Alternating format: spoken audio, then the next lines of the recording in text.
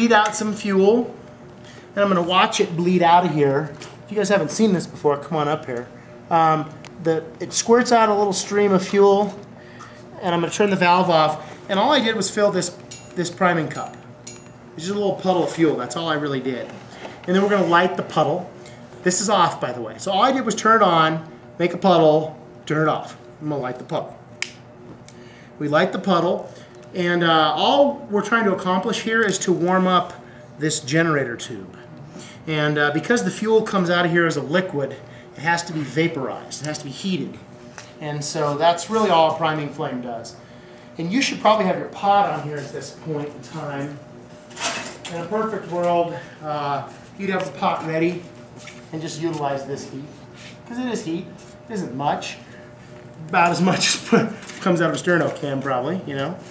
But you would have the windscreen around it. Yeah.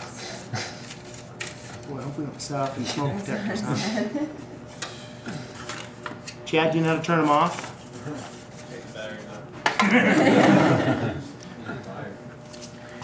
I think we're in a big enough space. So all we're doing is priming. We're warming up the generator tube. So as the fuel comes out, it's hissing at us. That's a good sign. Get a little flare up. It's actually sucking some of the fuel through. And then I'm going to catch it just before the priming flame dies and turn it on. It's not quite primed. See that? There's a little bit of liquid coming out of there. So liquid, liquid, liquid. It gets really hot, turns to vapor. Then the vaporous fuel sprays up, and then you have your stove running. So that process is required for a liquid fuel stove. You saw that took 3 minutes, 2 minutes, something like that. In cold weather, it might take a little longer. And then this is the highly technical, long-winded process. You should take lots of notes on this. To get the canister stoves going, that's what you got to do. So here's that flame control. We can exhibit the flame control over here. I have immediate and fantastic control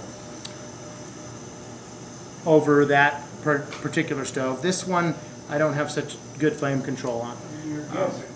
What's that? You're guessing when you turn that valve. You are guessing. And the reason you're guessing is, I think of this hose as a spigot on the wall of a house and a garden hose coming off of it. And at the end of the garden hose, just the end, nothing on the end, just the end of it, is where the fuel comes out, or the water. And I'm yelling back at you, turn it up! And I'm on a 100-foot garden hose, and you turn it up, and a couple seconds later I get some water. Turn it down! There's another delay, right? A couple seconds later it drops. Up a little more, down. You know, there's this huge delay because the garden hose is 100 feet long. And what's even worse is we're not dealing with water. We have partially vaporized fuel, partial liquid fuel, so we have this expansion and contraction of the material inside the garden hose. Do you know what I mean? Mm-hmm. So turning it up and down over here really doesn't do much at the end of the hose. It just doesn't do much. It's like, you got this squishing of the material, opening and closing of the actual fuel inside the hose, because it can compress.